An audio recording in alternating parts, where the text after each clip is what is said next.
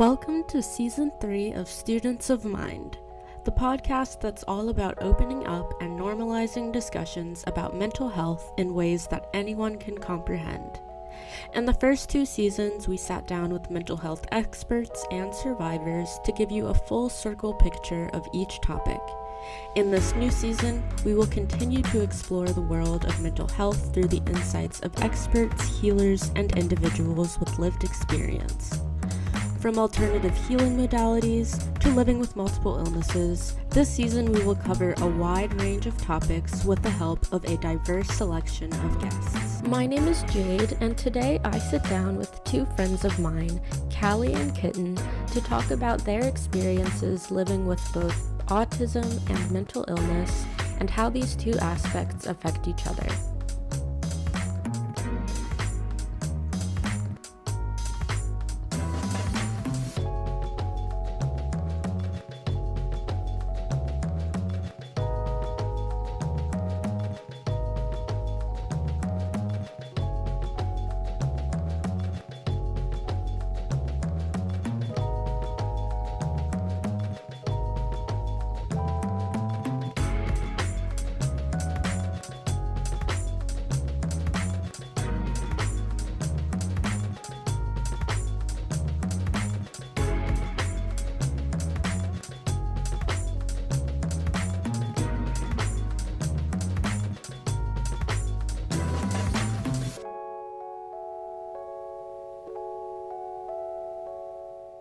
I hope by listening to the show you're able to learn something new and gain some encouragement through hearing our experts and listening to the journeys of our guests. However, this show is not a substitute for professional advice, diagnosis, or treatment. Always seek the advice of your mental health professional or other qualified health provider with any questions you may have about your condition. Never disregard professional advice or delay in seeking it because of something you have heard on the Students of Mind podcast.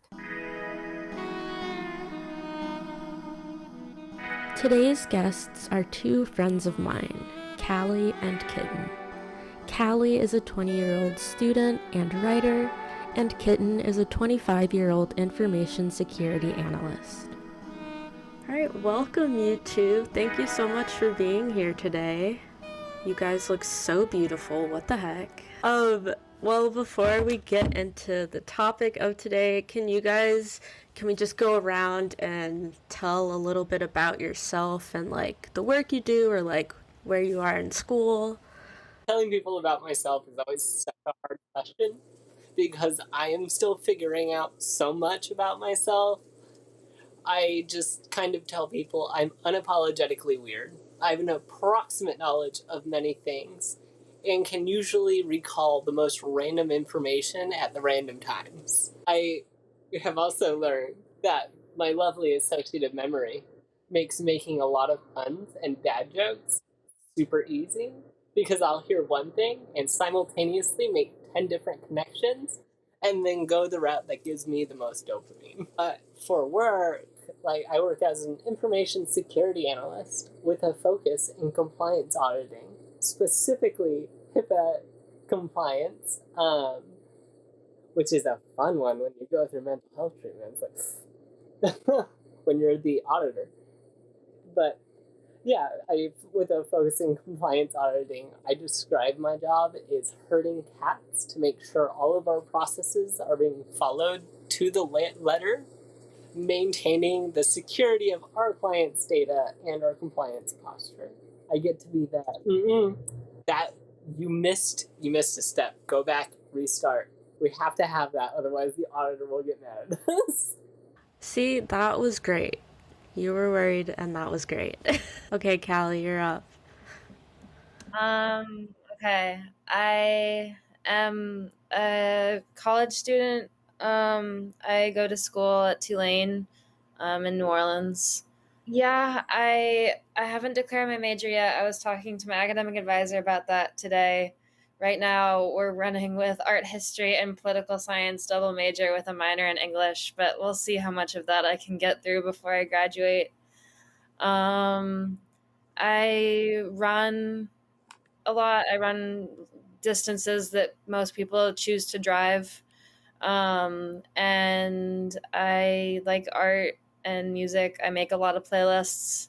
I play rugby sometimes. Yeah, that's what I do. I do a lot of homework is mostly what I do. People are like, "What do you do for fun?" And I'm like, I write essays, and when I'm done with them, that's fun.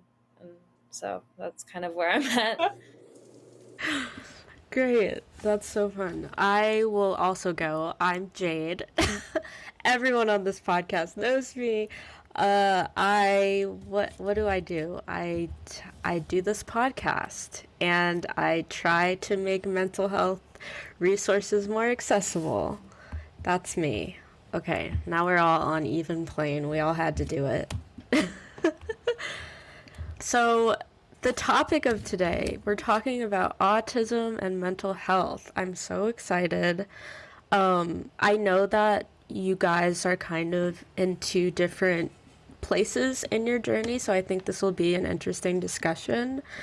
My first question is just when did you each receive your diagnosis, and how did you feel after being told that you were on the spectrum? Callie, are you okay with going first this time? Okay. Okay, so like when I received my official diagnosis, it was July of this year, so July of 2022. Um, However, that was like when a doctor was like, "Oh, like you're on the spectrum." Kitten diagnosed me in March. Um, I met Kitten in March, and she was like, I I quite genuinely, like, we were outside and we were listening to a song, and she was like, "Hey, personal question." And I was like, "What's your name?" And she was like, "Oh, my name's Kitten." She was like, "Also, personal question, are you on the spectrum?" And I was like, "Not to my knowledge." But the answer is yes, actually. But yeah, I received my official diagnosis in July of this year, so a few months ago. And in a lot of ways I felt really validated. Like I feel like to a lot of people that might not make sense. Well, people who like aren't like sort of in the mental health world, there's like why would you like a diagnosis? But like it's like, oh, okay, like all these things that felt like abnormal my whole life, just kind of like, okay, there's a name for that and there's like a reason for that. Um and so it was really validating, and it also sort of like prompted me to be like, in some ways, like, I mean, like, because I questioned a lot of things. I was like, oh, but like I've done well, like, like I feel like I've done well socially, but like it's just prompted me to like sort of re-examine a lot of things about like where it was me and where it was me reflecting someone else back to them. And so yeah, overall it was just like, oh, okay, that makes sense, we're on the same page now. Yeah, that sounds like it was very reassuring. Kitten, how about you? What was your experience? Well, so mine was actually only of June of last year. So I was 25 years old. Took them 25 years to figure this out. And in hindsight, how did they miss it? But that's not the current point. I like, after I got the diagnosis, I just felt a lot of relief because so much stuff that I had that I never understood why I was like that finally made sense. Like, I got the answers that I didn't have, that were, I was just, something's wrong with me. I don't know what. It's just broken, I guess. And then after that, it it made me able to start looking back over my entire life in a new lens and not take all the blame so harshly against myself, since I finally knew the why behind it and the fact that a lot of it is nothing I can control. It's just how my brain is wired. And yeah, it answered a whole lot of why am I like this, and yeah, gave me all the information that I've been missing for 25 years. Yeah, that's really cool. Were you so Kitten, you can answer first for this one. But when you were given the diagnosis, were you guys also given like resources and support for going forward, or was that not really the case? For me, that really wasn't the case. It was more of a, well, here's everything I have found and researched on my own. Here's why I think this way. And then I brought it all to my psychiatrist. And they're like, it was funny because halfway through the session, they're like, at the beginning I didn't see it, but definitely now, solid. Because apparently people don't come that prepared with lists and documents. But I kind of came in with a lot of things just because I'm like, this resonates with me, but it's heavily tied to autism. But there was no like specific accommodations mentioned. I figured that out all on my own. How about you, Callie? Yeah, so the way I went about getting my diagnosis was Kitten actually helped a lot. She literally just Googled like, this is my insurance, and then like, what places evaluate. So like, I sort of, she literally told me, she's like, when you go in for the evaluation, just like be yourself, and they're gonna figure it out. And I was like, okay. But the place I went to evaluates people up to 21. So I got diagnosed. I think my evaluation like was a week before I turned 20. And then I got the diagnosis like the week after I turned 20. And the thing about that place, it's largely focused on children on on the autism spectrum. But a lot of the focus of part of the program is like, okay, yeah, we evaluate kids people up to 21, but then the other key focus of the program is like the resources that they provide. The resources that they provide were kind of, they're considered problematic in the autistic community. So mostly what they called like the cornerstone of autism like therapy is ABA, which is applied behavioral analysis, right? Kitten, is that the right acronym? Okay, perfect. Um, and so that's what they call like, that's how we like treat autism.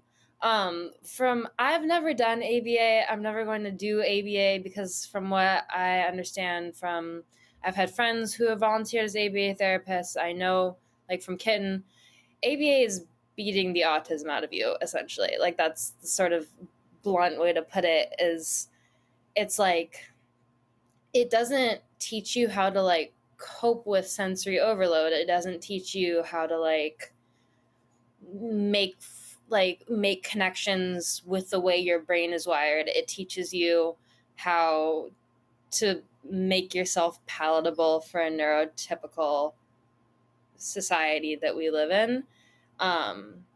So that was the main resource that was offered to me.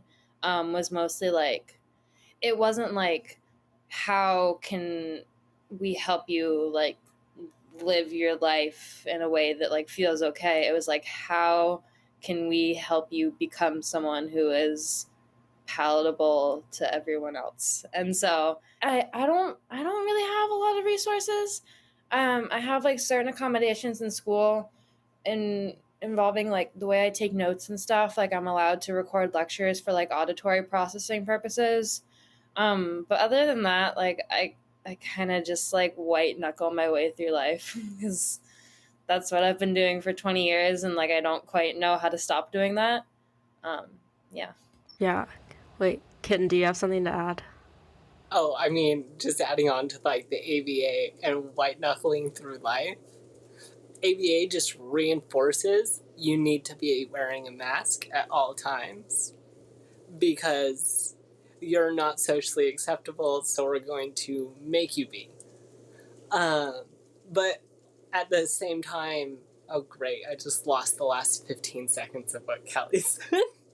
That's what I had another response to.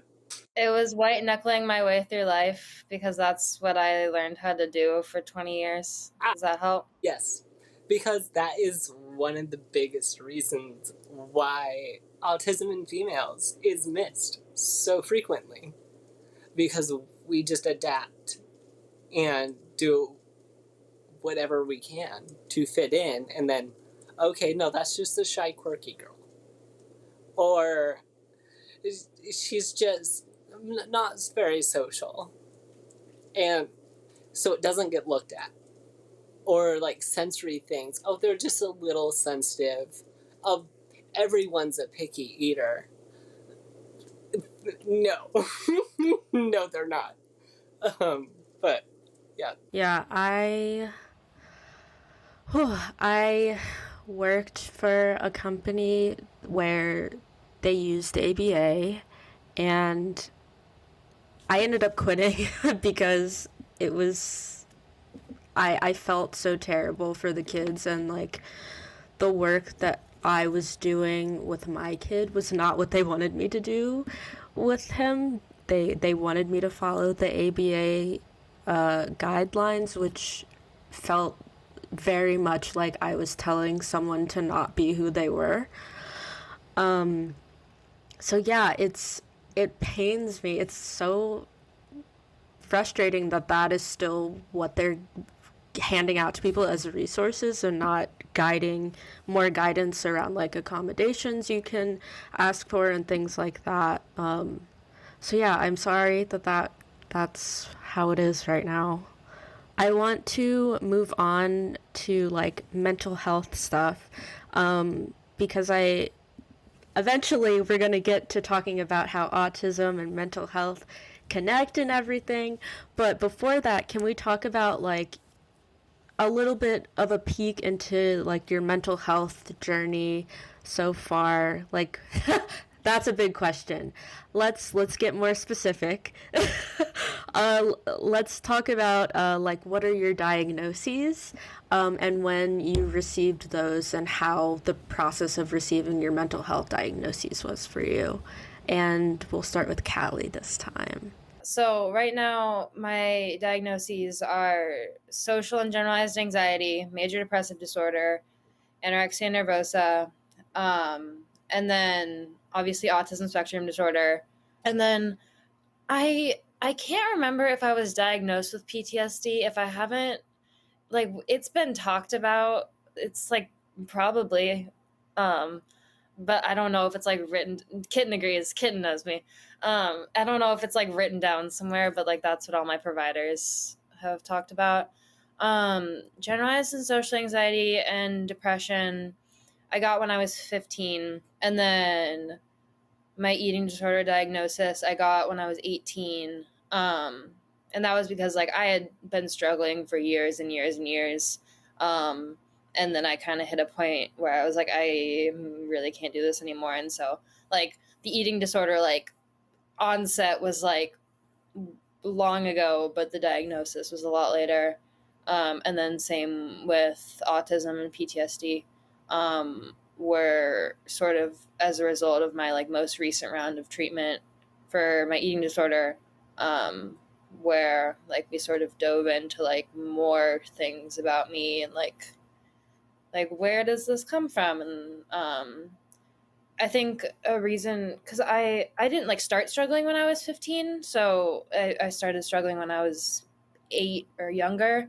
And so the reason all of those came a lot later was because like the sort of autistic meltdown, like all of that was misdiagnosed as bipolar starting when I was like 9, I think. And so from the time I was 9 till the time I was 15, we were just operating under the assumption that I was bipolar. I was getting put on a cocktail of mood stabilizers. And so when I was 15, we finally like got a second opinion. My parents took me to a different like doctor and got a second opinion.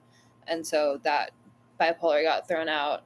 But yeah, I have been on a whole mental health journey starting when I was very young, but the names didn't come till later. Kitten, you're up. Oh, well, so I've had a very long mental health journey. I've been in therapy since I was 5 years old. And I'm 26, so that's 20 years of therapy experience. My very first diagnosis that was actually accurate was in first grade when I was diagnosed with ADHD. And I actually found out during that assessment, autism was mentioned, but the fact that I was too socially capable of making friends and was not necessarily intellectually super impaired, they brushed it off. They're like, no, that's not it. So it wasn't until about middle school any of my diagnoses was updated from that. But in the middle school, I got diagnosed with bipolar 1 while I was in a psych ward. It was a party. Grippy sock vacations. Granted, me and my psychiatrist are on the fence of whether I don't actually have bipolar. And that is all just attributed to the autism. Because bipolar, borderline personality disorder, obsessive compulsive disorders are all the prime misdiagnoses for autism. And then that's where I got my severe panic and anxiety disorders. In early high school is when I got my official diagnosis for PTSD. And then 4 years ago, the first time I went into eating disorder treatment, before I knew I was autistic, I was misdiagnosed as with anorexia. Which last year when I got evaluated and confirmed to be on the spectrum, they're like, that's not accurate. You have ARFID, which is not a very common one. Like ARFID being the avoidant restrictive food intake disorder. And it can be a cluster to try to sift through. Because, yeah, well, that's the next question. I'll get into that in the next question. But, yeah, that's my diagnosis trip so far. Okay, so we've talked about both. I also want to, if you guys are comfortable, talk about ARFID, and, how your eating disorders have shown up. But first, let's kind of talk about in general, like, in what ways have you seen your mental health and your autism interacting with each other or affecting each other? Kitten, I think it's your turn to go first. So, the rest of my diagnoses and my autism, I'm consistently learning that they are best friends. They hold hands. They are never separated, really. I have learned a lot of my experiences were actually rooted in my autism, which meant I had to try to start unlearning all of the coping skills around those things that do not help people with autism. Like cognitive behavioral therapy is not great for anybody on the spectrum because it teaches to mask. And I had done so much of it, I would like to believe my mask is good enough that no one would know I was autistic, but that's the stereotypical TikTok. Nobody would even know. But yeah, it doesn't let you actually connect to who you are. And being ADHD and autistic makes me a bit of a walking contradiction to who I am, with near polar opposites to each other. Because on one hand, I need stimulation and structure and strict routine, but I can't create my own structure and routine and keep it because of the ADHD side of things. And then where it's been interesting because I will identify, like, okay, which one's actually presenting stronger today, because it varies on which one's going to be the priority. Like, am I going to be super, I want to try all these new things and adventurous and we got to go on these spontaneous things, while my autism brain's screaming, what the hell are we doing? No. Can't do that. That involves all of the stuff. No. And any level of distress being experienced heavily impacted like my ARFID and my eating disorder habits. Because if I get too distressed out, I will quickly dive back into it as an immediate safe response. And the combination of having ARFID and autism is actually extraordinarily common, particularly just because it focuses on the 3 points of either you have a sensory processing issue with food, or there is the food contamination fears, and then just the no interest in food. And it's trying to figure out which one is what. And like the sensory issues are never the same. It depends on how much stress am I experiencing elsewhere. And like that's where it's the fine balancing. Because something that can be safe one day can be completely awful the next day, but it could be being caused by a not necessarily connected sensory experience, but because they're both happening at the same time, or I'm already under a lot of stress, it just amplifies it.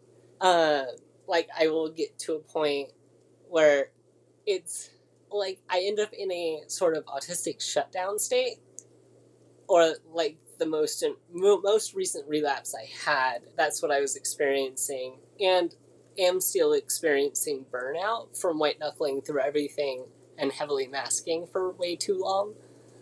And that just kind of makes it feel impossible to do any sort of food. Even if it's something I know I love and has been my go-to for years, it'll all of a sudden, sorry, you can't eat it. You can't eat that. It's poison. Okay. How about you, Callie? I can say the question if you want. Well, I think I remember. Okay. It's just all my mental health interacts with autism. Yeah. I mean, I think the place I definitely see it the most is with my eating disorder. I had much more like ARFID like tendencies when I was younger. So like I was really sensitive to like food textures mostly. Like I wouldn't like want to try anything because I was so afraid of the way it would like feel in my mouth. It had like nothing to do with the taste.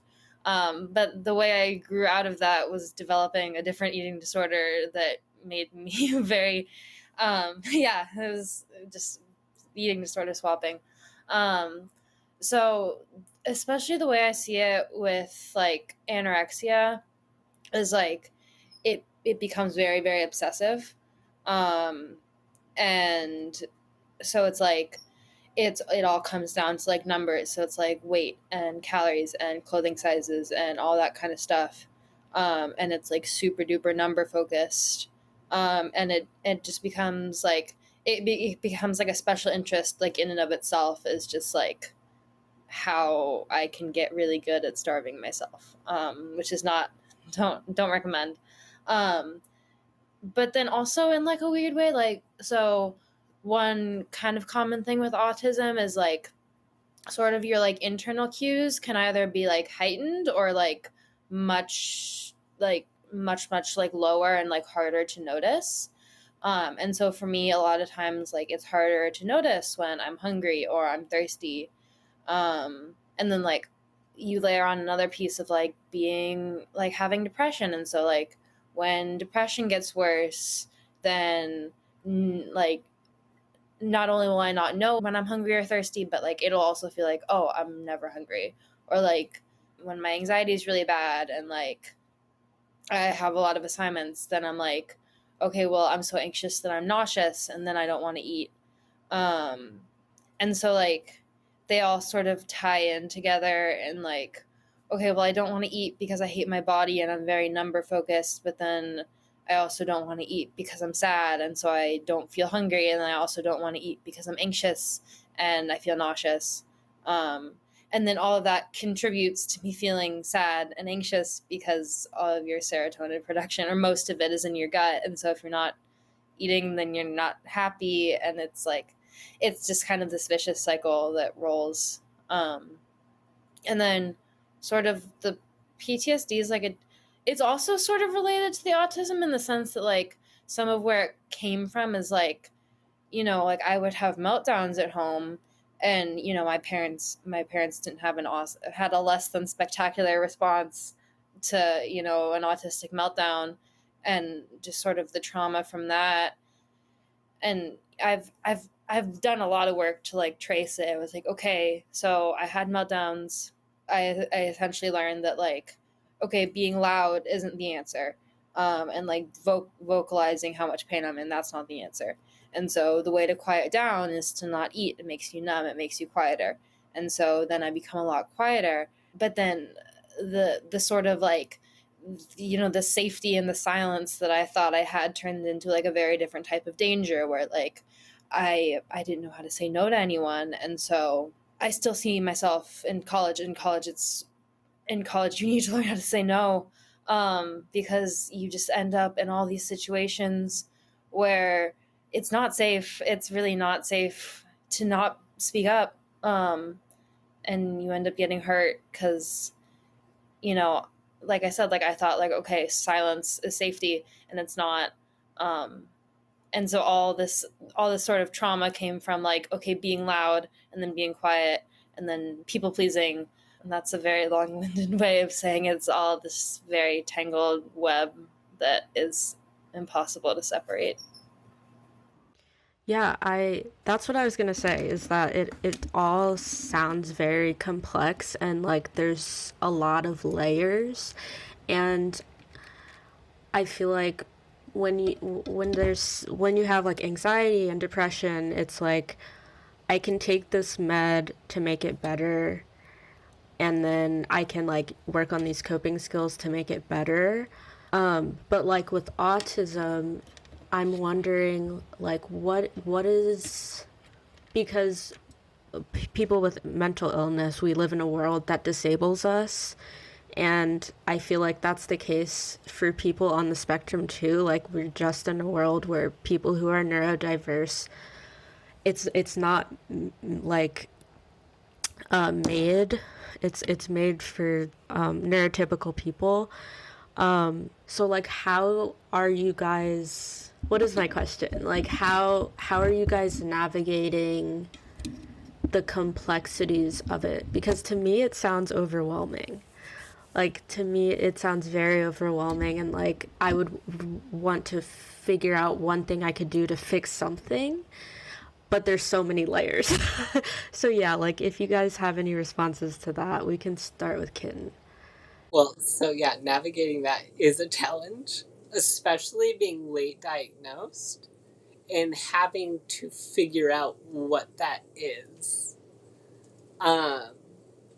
Like how a meltdown would be best to be handled versus how it is normally handled.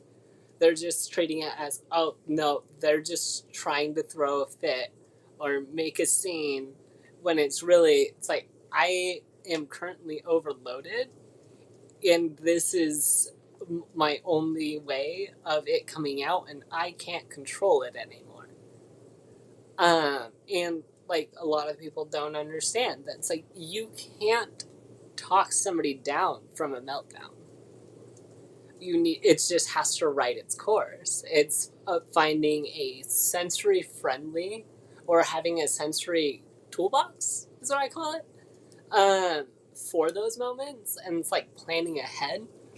Like I got this fancy DBT book that Callie also has that is specifically about like autism and DBT skills. So it's like how to map your meltdowns, do's and don'ts, and like identifying triggers for it, and then being able to tell people ahead of time, being like, hey, these are the do's and don'ts. Like, if I'm melting down, just take me to a quiet, cool room that's empty. Or if I'm shutting down, don't try to force me to talk. It's not that I don't want to talk to you, it's that I can't speak right now. I don't, even if I wanted to, I couldn't get the words out. And so it's trying to help other people understand my experience, because not everything I can do on my end. Otherwise, yeah, I'd be completely overwhelmed and burnt out, which is how I got to where I am. Was completely concealing as much of it as possible, because I have to be the one that's composed, taking care of things. And if you do that for too long, you're going to come to a stop, whether you want to or not. Your body will take you down. But oh, see, here's the ADHD side of it. That Roomba thought has hit a wall. No, that was like super, super clear and concise. Like that made a lot of sense. Callie, I didn't really make sense in the question that I asked, so if you don't have a response, that's fine too. I feel like I am especially struggling with this at school, because not only is the world not built for me, like academic institutions are not built for me, and I mean specifically Tulane. It's just a different culture. It's I mean I think there's a whole lot of privilege at the school, and that's a whole nother conversation to have. But where I struggle, I mean, I don't really have an answer to like how I like navigate, because I'm very much like still trying to figure it out.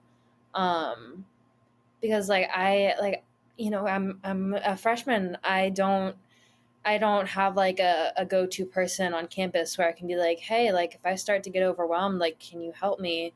It's a lot of like, okay, where is like a safe place where I can like I sort of have to like bottle everything all day and then like come back to my dorm and then like figure out how to release it. And like even like I have a roommate, and my roommate is the sweetest girl alive, and she gets the autism, she's ADHD, she gets the trauma, she gets all of it. But even like sort of the ingrained belief that like I can't let anyone see it. And so I'm like, okay, if my roommate's home, like we just keep bottling it, keep the shutdown. And then like once I'm alone, it's like then like the tears start coming, and then it's like and then it's overwhelming. And it's sort of also tied into like the people pleasing. It's like I don't it's partially an anxiety thing, it's partially just like I learned that like the only way to keep people was like if you make them really really happy, like they'll want to stick around, even if you're a little strange or like a little oddity. And that's something that I was actually just talking to one of my professors about today, because I said he's a trumpet player, and I hang out as gigs because they're fun, and I love live music. And we were on our way back to campus, and I forget what the context of this was, but I basically said like I will let anyone do anything to me. And he was like, don't say that. And I was like, okay. And but then we talked about it today, and he was like, I know you keep getting hurt because like you just and I was like, I never learned how to say no. And so like a big part of like what I need to do to like be able to navigate a world and an institution and just a life that it wasn't built for people like me, is to be able to like not even just boundaries, like not even just saying no, but saying like this is what I need, and being able to ask for what I need. That's a big part of like figuring out how to exist in this kind of society, I think. Yeah, and I think that there's probably a lot more people out there experiencing this than we're aware of. And I think that having this conversation is going to be so helpful for those people, because yeah, like I feel like we don't talk about this enough, and just having more conversations about it is going to help things get a little better. I wanted to add in a question here, just to put a little positive spin on things. But I wanted to ask if like something like a positive that came with receiving your autism diagnosis, or just with realizing that you are autistic, like what did you, like, is there a positive that you can identify that comes out of that? So, yeah, no, getting the diagnosis itself was a huge positive just because it was able to answer so many questions that I was just completely ripping into myself about. Like, why do I enter these states that I can't calm myself down, but I know what I'm doing is not the thing I'm supposed to be doing, but I don't know how to handle it. But now I do. And it's also kind of given me a lot more insight on like the type of employment that is good for me. Because before I got my diagnosis, I couldn't hold a job for more than 9 months before I would burn out. And then the last time I burnt out, I ended up on disability for 2 years before I was able to start working again after I went through eating disorder treatment the first time with anorexia. That went real well. It didn't go well. But being able to identify that, okay, so I've been at my current company for almost 3 years. And that's the longest I've been with a company, and I'm fairly confident it's because I get to work from home. And now that I have that diagnosis, if we ever went back to our offices, I can ask for that as an accommodation to stay home because it makes it a much less distressing environment, a lot less draining. I'm able to be like, hey, no, look, this is working for me. But particularly in my role, because now I know why I'm extremely good at my job, and it's the TISM. The pattern recognition and the having to have everything exactly correct has made me very good. People don't like me, but that's okay. Our compliance auditors love me. I feel like there was another one. Oh, now I just get to be like, when somebody's like, you're kind of weird, I'm like, well, it's because I'm autistic. Get over it. Yeah, I feel like I have some like similar positives. I think especially getting the diagnosis like let me look back at a lot of things that I was holding about my life. Like I mean, into adulthood, I was like convinced. I was like, oh, I was a really bad kid. Like I was bad. I was a bad person. I misbehaved. Like I should have been better. I should have had self control. I should have been X, Y, Z. Like I was bad. And I held a lot of blame on myself for just the way I was as a kid and as a teenager. Um, and like getting the diagnosis, like it's not, it hasn't like fixed it. It's not all of a sudden like, oh, like I was a perfect kid and everything's fine. Like I feel like whatever, but it's allowed me to give myself a little bit more grace, looking back at like little me, um, and like being like, yeah, like of course I reacted like that because I didn't know how else to show what I was feeling or say what I was feeling. Um, and so that's one of the biggest positives. Um, I mean, I feel like also I feel like there's sort of the community aspect, like if you can find it, like, and I think especially like neurodivergent and queer communities like intersect a lot. And gosh, I love queer communities. Um, so yeah, that's been a really nice thing, is like that's actually one thing I forgot to mention at the beginning. I'm part of Tulane's Queer Student Alliance. I'm on the executive board, so I help like organize events and stuff. Um, and like having so sort of like having like my all of my quirky little autistic traits, and then being queer, and then being in that community where like it's really about authenticity, and like that's sort of allowed me. It's been a really good place for me to like learn how to just be with myself and like be myself around people. Um, so I've really appreciated that. Great. I love that. Yeah, just wanted to like, because I've heard it's specifically like the community aspect. I've heard people, once they get their diagnosis and start being open about it, the community that opens up is just unexplainable how helpful. So I just wanted to add that in there. Last two questions. What do you wish more people knew about your experience? We can start with Callie if you're ready. Specifically to my like autistic experience, I wish more people understood just how differently it can present itself, because that's why it's called autism spectrum disorder, because it truly is a spectrum. um, and it's part of the reason why especially girls or like AFAB people in general, it's a lot harder for them to get diagnosed. I when my mom found out about my diagnosis, she was dumbfounded because she was like, well, she speaks and she goes to a selective university and she gets good grades and she's on the cross country team and she does art, my daughter does all these things, and you're telling me that she's autistic. And it's like, first of all, like, being autistic is not a bad thing. And second of all, like, my autistic experience is like tied into every single one of these things. And so that's something that I really wish people understood, is like, because I'm not super open with like everyone about it.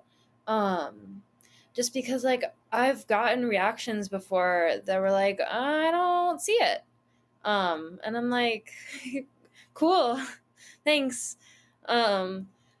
So that's sort of what I wish, is that like people understood that like nonverbal 5-year-old boys are not the autistic experience. They're like a singular aspect of one person's autistic experience. And then just in general, I guess I kind of wish that like that we I think we're moving in a good place as a society. I mean, I think we've seen like news stories about like sensory friendly rooms and like airports, and stuff like that, but just sort of like starting to move to a place where it's like building a society that like, and I mean, this is gonna like, this isn't just for neurodivergent people or mental illness. This is like building a society where like women and people of color and poor people and like everyone is sort of the equity kind of thing. Like, there's intersections with every minority community you can imagine, because like so truly and genuinely, like, this world is built for the success of like cisgender heterosexual white wealthy men.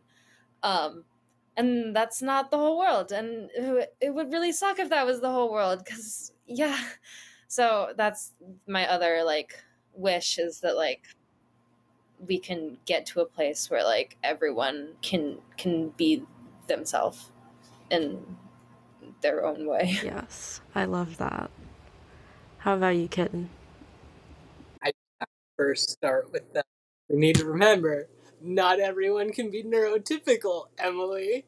But, like, what I wish people would know about my experience is that there is still much I don't know about myself, that I'm constantly learning and identifying new things that are like, oh, that's the autism. Okay, now I need to approach that differently, and that can look different day to day. And that's probably the biggest thing, the biggest misconception I've seen is my support needs can vary depending on the day or the hour. Like, to what level I am able to function, if I am going to be prone to a meltdown, or if I'm just going to melt down.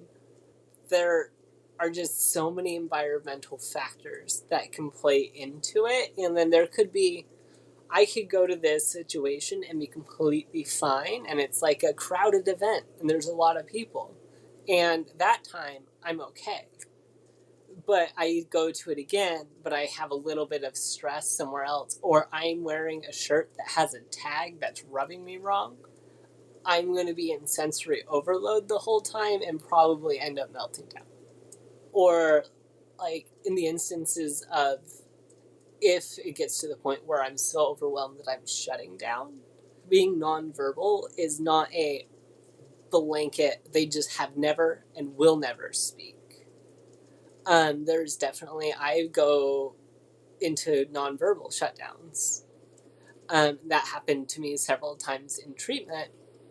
And at those times, it's like, it's not that I don't want to talk to you.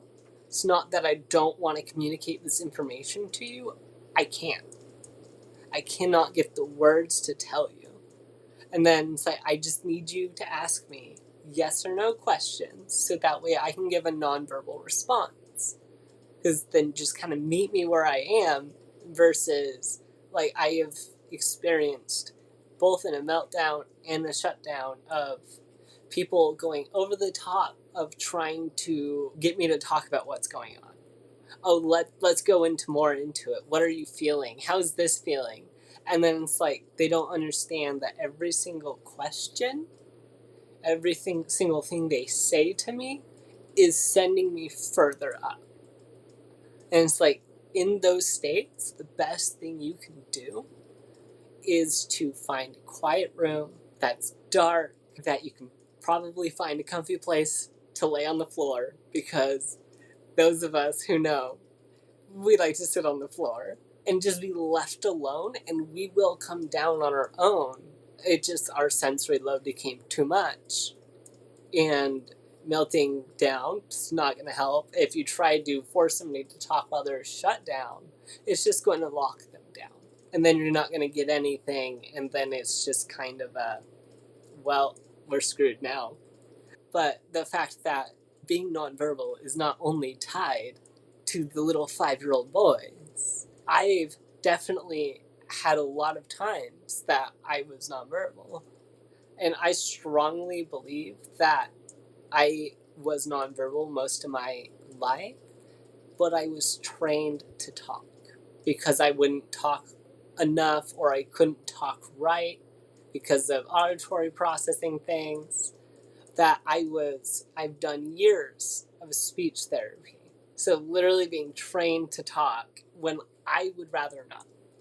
But yeah, that's kind of one of the biggest things that I feel like people need to know, because there are so many different things that can go into, okay, why are you having such a problem with this today? What other factors are playing into this? Because you didn't have an issue with this yesterday. And it could be I didn't sleep enough, or it's too hot, it's too cold, I have a headache. Any sort of thing that kind of just would affect my physical or mental stress load can amplify everything. I am learning so much. I truly am. This is such a good conversation. My last question, well, last and a half, is, so I asked this question for all of my guests because this season I want to put an emphasis on self-care.